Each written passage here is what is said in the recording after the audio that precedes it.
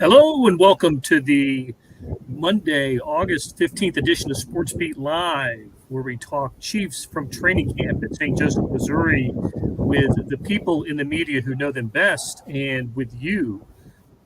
Please send us your questions and comments and talk Chiefs football with us on this show that is presented by First Federal Bank. You'll hear from them later in the show. On today's show, we got Vahe Gregorian, Herbie Teope, and Jesse Newell. And I hope you enjoyed listening to Andy Reid before. If you got on here before our 2:30 start, Andy Reid, you heard from him at his media session today. You know, we like to play some clips of coaches and players during the show, but our producer, Monty Davis, had the brainchild of hey, as long as we've got Andy Reid on tape, let's play him, and you got to hear from him, and hopefully we'll do that. We'll get that done this week and our final shows from training camp. So, guys, it was a busy practice today. It was a little bit feisty also today. There was a lot going on. So there's some news to get to. So why don't we start right off the bat? Herbie, if the background noise has stopped, we'll discuss. Take cover, Herbie. Take cover, Herbie. Okay, it's starting to fade a little bit. There you go. All right, Herbie. There were some cuts today. The first ones of the season. They technically don't have to be made until tomorrow, when the Chiefs get from 90 to 85. But they announced a few of them today. One of which was a player that they had traded for. Why don't you just take us through who left the Chiefs today? Yeah, they released 4 players or waived 4 players, and of the 4, one of them was a mild surprise. Cornerback Lonnie Johnson. The Chiefs traded for him on May the 2nd, just days after the NFL draft. So, with that draft, they had 5 defensive backs, 3 cornerbacks, and Johnson was a guy that they added to bolster the position. Well, lo and behold, he is the second veteran to be released in a matter of a week. Last week you had DeAndre Baker. This week you have Lonnie Johnson. So that signals the Chiefs are confident with their young guys and Trent McDuffie and Jalen Watson and Joshua Williams. The other 3 players who were released, wide receivers Omar Bayless, who dealt with a back issue last week, and then Gary Jennings, who suffered a concussion about a week and a half ago. And I'm going to kill this last name, offensive lineman Evan. It starts with a K. He was a guy they signed about maybe a week and a half ago as well when Orlando Brown, before he reported, but he was a depth piece. The other 2 wide receivers, there's no way in the world they were going to crack this roster as well. As far as Lonnie Johnson is concerned, Andy Reid did say, hey, it signals we do have trust in our young guys, but he also expressed some hope that Johnson would eventually sign with another team. Kasarchik, maybe Kevin Kasarchik, or somewhere in that vicinity for the pronunciation of the name. It was also the first practice for one of the largest human beings I've ever seen. Jesse, it was Danny Shelton's first day with the Chiefs. The man can fill out a uniform. Yeah, I think listed 345-ish, but looked more than that. He's a big man inside. It'll be an interesting thing to see how the Chiefs use him and how they want to utilize him because, scheme-wise, the Chiefs go 4-3, and he looks more like a 3-4, guy you stick in the middle. You want a 2-gap. You want to have him take up a bunch of room and take on a bunch of blockers. And like I said, that's not really what the Chiefs do in the 4-3. So it'll be fascinating to kind of see how they work with him. But, yeah, he's a very big man. We'll see what kind of shape he's in and kind of what role the Chiefs have for him. But seeing him at training camp today was one of the things. He did not play in the game on Saturday, obviously, and did not practice with the team last week. So he'll be playing catch-up mode here, and it'll be fascinating to watch how quickly he can grow into his role and potentially make this team if he does, because he does have experience and as a former first-round draft pick, so there's some potential there. According to Pro Football Reference, his nickname is Feast Mode. So take that for what it's worth. He's Polynesian, right, Herbie? Yep, he is half Samoan, half Peruvian. His mother is Samoan, his father is Peruvian. And you also have to remember he's played with the New England Patriots, so this guy knows how to win. He has a Super Bowl ring. It's going to be fascinating to see how he does fit in, as Jesse mentioned, because the Chiefs do run a 4-3 base. But when we talk about 4-3 and 3-4, they go hand in hand, because how many times will the Chiefs actually be in the 4-3 base?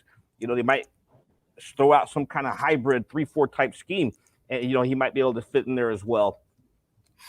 Hey, he was on the Patriots team that came to Kansas City and won the AFC Championship game in 2018. So he has a Super Bowl ring with New England. And then the other kind of newsworthy event today was in the kicking game. Just as we were, speaking about it last week, how odd was it to see Justin Reed attempt field goals? He went ahead and did it in the preseason game on Saturday at Chicago.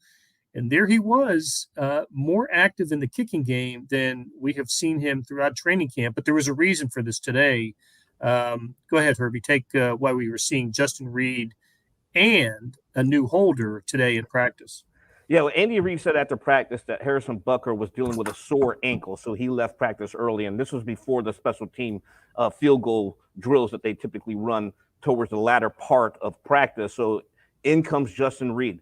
Punter Tommy Townsend was excused for family purposes, so they needed a holder, and there's Juan Thornhill. So your two starting safeties made up the two key components of your field goal battery, and Reed looked pretty good out there. He looked good on the point after touchdown attempt in Chicago, and he drilled 7 of 9 field goals from our count, and the ones that he missed, he shanked it off the upright, and then the last kick from about 40, 45 yards sailed wide right, but all the other kicks were right down the middle. Any reason to be concerned about the ankle injury to Butker? I don't think we got a specific when that happened from Andy Reid today. No, he didn't give a specific, but he didn't seem concerned about it as well, because I remember Adam Teicher from ESPN asked if this was going to prevent him from playing Saturday, and Reid kind of like put, he'll be all right. One of those type deals. Right. And then the other piece of news on that front was Blake Bell found out it was a hip flexor for his injury. It's the first time we had heard that described or just specified that it was a hip flexor. Don't know how long he's going to be out, but it doesn't seem like it doesn't seem like it could be a long injury, but or long shelf life for Blake Bell. So we'll have to see about that. Okay, let's how about some practice observations now, before we get to that, because there was a couple things today. I wanted to go back to Saturday's game. I wanted to ask Vahe, now that we've had 48 hours or so since the conclusion of that game, is there? I just wonder if you had any kind of second thoughts or something maybe we didn't talk about on Saturday.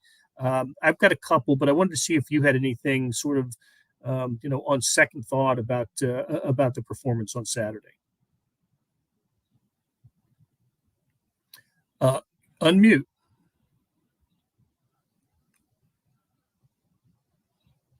No Vahe. Okay, we'll come back. Hey, we'll come back to you, Vahe. Let's we'll talk to Vahe about that.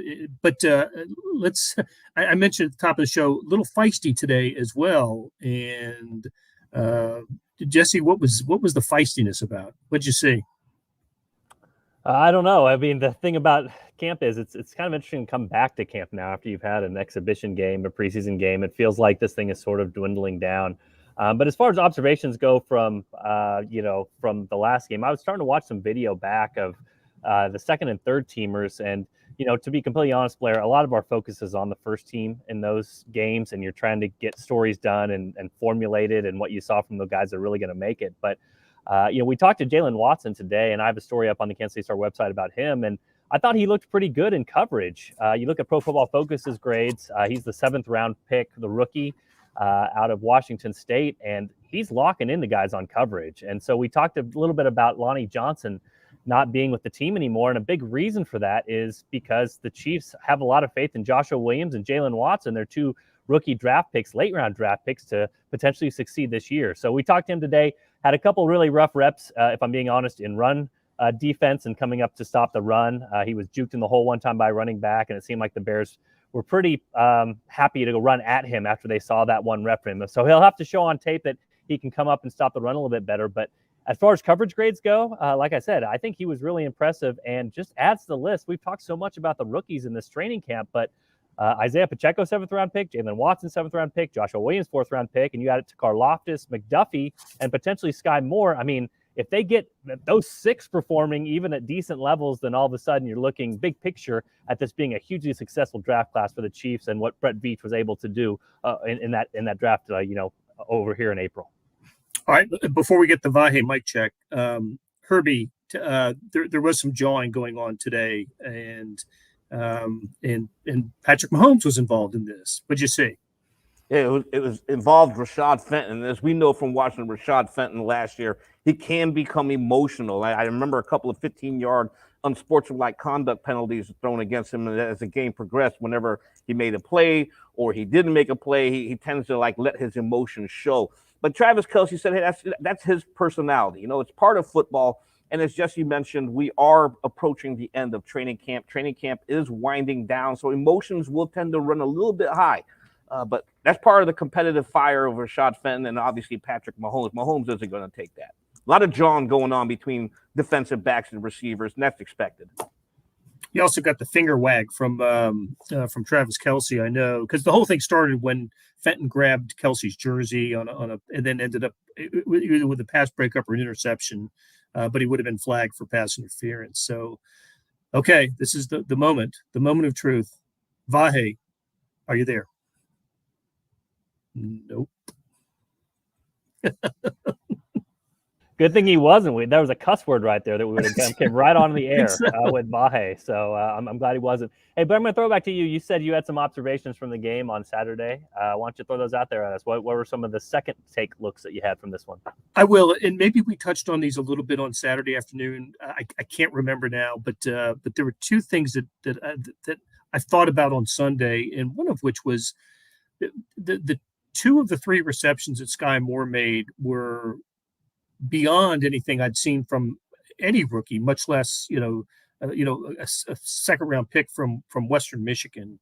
The toe drag reception that got a lot of run on social media, of course, was I think his single best play, but his grab at in traffic at the first down marker, in which he got hit twice and held onto the ball, was again, just a play that you don't see rookie wide receivers make. I was so impressed with him, and to be honest with you, I wasn't sure what to expect from Sky Moore in this game. But he, all we've heard about and what we've seen at training camp is just how well his release is. But let's see how he does when in a real game. Well, he got to a real game, and he made some very nice things happen. So.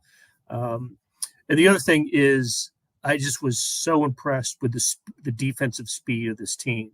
And we've talked a lot about who's replacing whom, right? We've got gone are players like Anthony Hitchens and Dan Sorensen and Tyrann Mathieu and Ben Neiman. And you can in their place are players like Jaron Reed and the rookie cornerbacks and safeties and just a bunch of newcomers. And I just think that changes the speed of this defense and makes it younger, more athletic. And that is going to be, I think, a big advantage for the Chiefs this year. Yeah, let me step in real quick, Blair, too. And you talk about the speed, and I'm sure you're talking about Justin Reed, not Jaron. Jaron was did I say Jaron? Yeah. Jaron on the team last year, but Justin, obviously the free agent signing this year.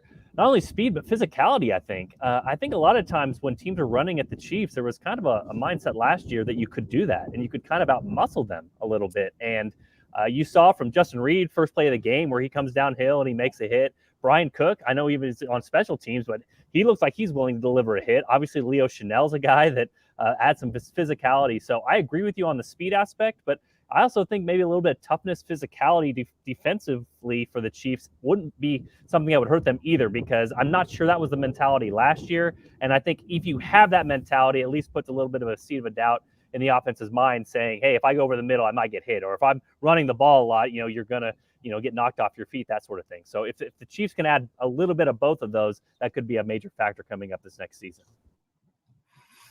Okay, let's do this. We got a couple of players that we want to hear from, Travis Kelce and Isaiah Pacheco, who we heard from under the tent. We'll do that after we take a break. So let's hear from First Federal Bank, and maybe we'll get Vahe in on this when we come back. When I bought my first home, I was searching for listings and negotiating all on my own. Now I'm back in the housing market and I could not imagine doing that again. But then I found First Federal Bank of Kansas City's expert loan advisors at ffbkc.com. They were kind, knowledgeable, and available 24/7. My loan advisor answered my questions and helped me feel confident all the way through closing. I trust First Federal Bank because they understand banking is personal. Apply today for a home loan at ffbkc.com/homes. First Federal Bank of Kansas City. Member FDIC, Equal Housing Lender. Back on Sports Beat Live, where we talk Chiefs at training camp with you and Herbie Teope and Jesse Newell, the Chiefs beat writers for the Kansas City Star. Hopefully, Vahe will be able to join us here in a little bit. Let's get to a couple questions before we roll the audio. So Rob asks, are we concerned about the 2 hits that Mahomes took in the first drive? Was that missed blocks? Herbie, did you break those down? I know he took one, from up the middle and got right in the gut. No, I didn't break it down, but I do know I'm not concerned about it at all. Patrick Mahomes specifically said he wanted to play more in the preseason because he wanted to get hit. And there's no schemes. There's no schemes involved, but it's a very vanilla play type style. So this is just a matter of my man beat your man, and I'm going to get to the quarterback, or I'm going to beat you, and you can't get to my quarterback. So they didn't scheme or devise anything whatsoever. This was just man against man.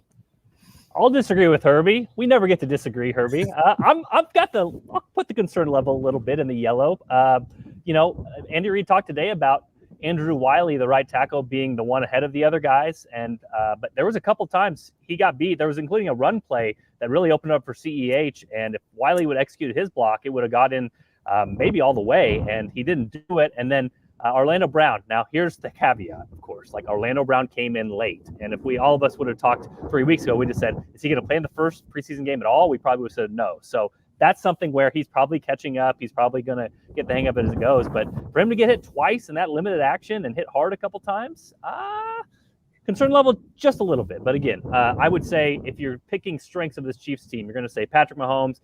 Number 2 is probably the offensive line. So I'd be surprised if it continues. But the tackles for one game, that was not their best effort. Well, think about this. They're going to be going up against the likes of Max Crosby and Joey Bosa twice each during the season. The Bears have no one like that on their defense. So Michael asks if Rojo allowed those. Jesse, since you're the resident Ronald Jones writer, it couldn't have been Ronald Jones because he was not on the field when Mahomes was on the field. No, Rojo's in there late, and today continued at camp what we've seen from him, which is 3rd and 4th team reps. So, this is officially danger alert time for Ronald Jones when it comes to making this Chiefs roster. If the Chiefs are going to keep 3 running backs, it seems pretty clear that it's not going to be him as the 4th, or he would be the 4th one at this point. So, no, he was really rough in pass protection. That's always been his MO. So I think you knew that about him going in. He's always been really rough catching the ball, which is something we know about him. And I don't think that's changed over time. The question I had was, could he be a 1st and 2nd down back where he just gets downhill, moves the pile forward, gets a few extra yards when the Chiefs block it up really well, which they have in the past. And again, it seems right now like the Chiefs are comfortable giving those reps to Isaiah Pacheco, which is not somebody they maybe expected to be ready for that role already as a 7th round pick. So it's danger time for Rojo, and he was bad in pass protection, but that was not with Patrick Mahomes in. I think there was a good reason for that too, because you got to protect QB1 when you're going to these games, and that is the number one objective when you're going against the Bears in a game that really doesn't matter. Yeah, when Jones is running with the 3s in the preseason game with Shane Buechele, now I will agree with Jesse there. Yeah, it is beyond danger time. You got 2 more preseason games. You have 2 more cuts to come after Tuesday, and trying to figure out where he's going to fit in here. And the clear pecking order when it comes to repetitions out here at training camp over the last week has been Clyde Edwards-Helaire, Jerick McKinnon, and Isaiah Pacheco, and then everybody else. So Jones, if he wants to make this team, is going to have to step up his game big time. Pacheco, the 7th round draft pick from Rutgers, was made available to the media today. He was and I know we was talked to in the locker room after the game on Saturday. Interesting guy. He didn't have big stats from the game, right? Two rushing attempts for 6 yards and 1 reception for 5, but he made an impression on the Chiefs and on the audience, and we got to hear from him today. So let's hear from Isaiah Pacheco. often hear about the speed of the game for young players. Did games seem faster to you than a college game? It really didn't. I don't know why, but I just felt like it didn't. I felt like I was more confident in the scheme, knowing who I had on which play, and being able to execute at a fast pace was something that I worked on out here at practice for in the game. It came, more a little easier. That play in the flat where you broke the tackle down near the goal line, I feel like that play shows what you have, and was that maybe the highlight play for you? Definitely, the balance point was definitely good there. And catching the ball, focus. It didn't matter what I did after the play. It was catching the ball first for me, and then getting what I can after. So, when there's opportunities come, just take advantage of them. All right, look, we've talked so much about him at training camp, and he's played beyond a seventh-round draft pick, I'd say. But I know just among our small group, there's a kind of a little bit of a disagreement about what his impact can be. So, Herbie, are you first of all sold that he has absolutely moved up the depth chart, and I think we can all agree he's going to make the team. But what is Isaiah Pacheco's upside here? Is he a guy that can be an impact player right away? That remains to be seen. That's a tricky question for me because I believe that, they still believe in their first round draft pick, Clyde Edwards-Helaire. And I know they want to get him involved in the receiving game. As far as Pacheco, one of the things that I always ask myself when they drafted him is how good of a receiver is this guy out of the backfield? Because that is a staple in an Andy Reid West Coast offense. His running backs have to be able to catch the football. And we've seen him do that. Today, think about the two head-turning grabs. He had that one leaping two-handed grab over a defender, and then the crowd goes crazy. I was like, I didn't expect that out of him.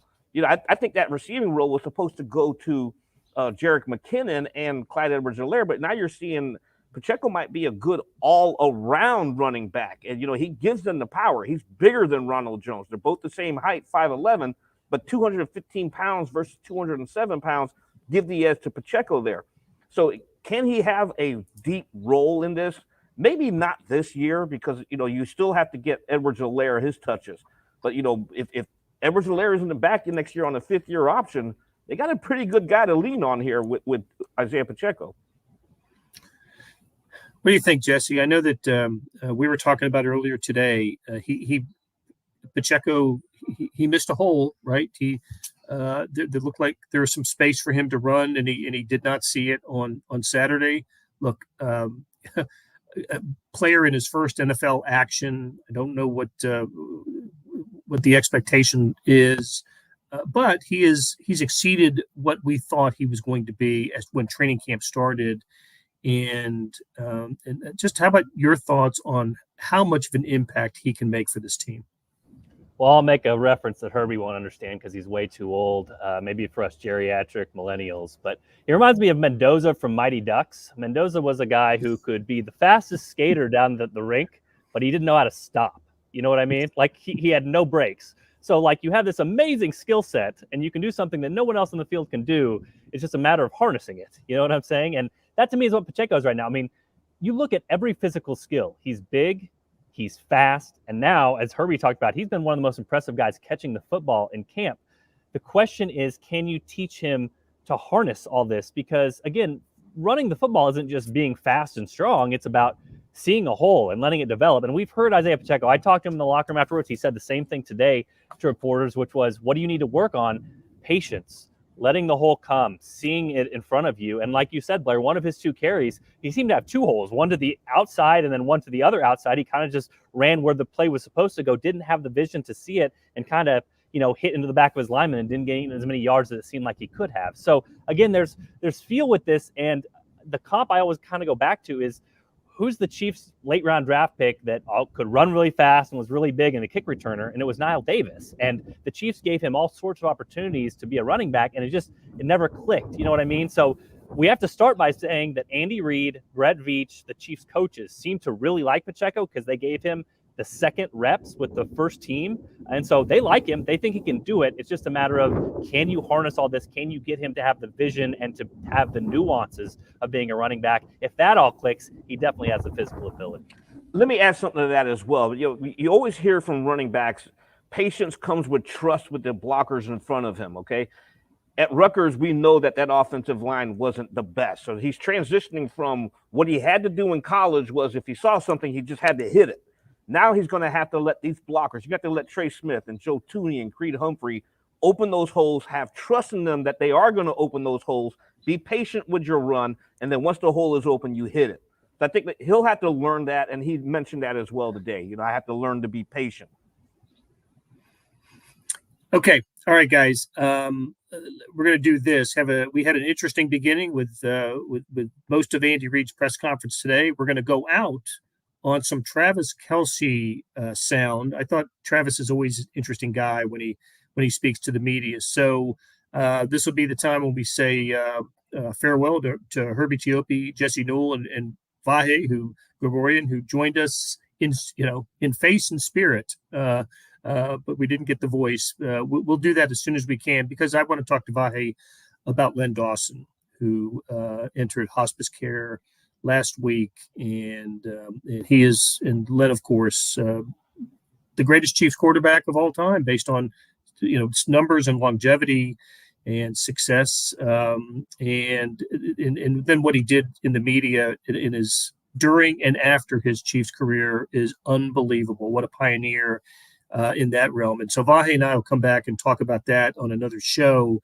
But let's do this. We're going to hear from Travis Kelce, and then Monty's just going to take us out. So we'll do this tomorrow, and we'll do it also on Wednesday and Thursday. Until then, take care. Naturally, I get excited every single week to see what's new in this offense, knowing that the possibilities are endless. The type of players that we have here, man, we can do so much with it that it's just it's kind of like pick your poison. And I know Coach Reid has a blast with doing that too. So it's exciting, man. I accept the challenge of having so much to put on myself. There's so much put on us to be able to go out there and perform, but it's only to our advantage if we get it down. As a follow-up to that, you've been there all the years with Andy Reid. Like, how much has you were to go back and look at your first year's playbook, and how far has it evolved? I mean, it's. Come back around and stuff. I want to say it's night and day, man. But when I first got here, we had, I think, Dwayne Bowe and Jamal Charles. I mean, those were our two weapons that we knew we could go to. And with those two, it was just like a lot of the stuff that we were doing was run game stuff, and it was play action. And outside of that, it was Alex Smith was really good at running two-minute tempo or a turbo tempo where we would get up to the line, and that whole package has changed. So it's night and day different from when I first got here. I definitely was more hand in the ground tight end back then, but now it's evolved to we can get that ball anywhere on the field at any moment, and it's exciting. Has there been a significant amount of changes you feel like, without asking you to give anything away from last year to this year because of the new guys? I wouldn't say that. I would say there's a lot more personnel to put guys in certain situations. In terms of the turnover of offense, I mean, you're always going to have new stuff. I mean, that's just Coach Reid's that's what he specializes at, right, is making you think about what we've shown on film and what we could possibly run out of it. So I think we just keep evolving like that, and we'll be just fine. To this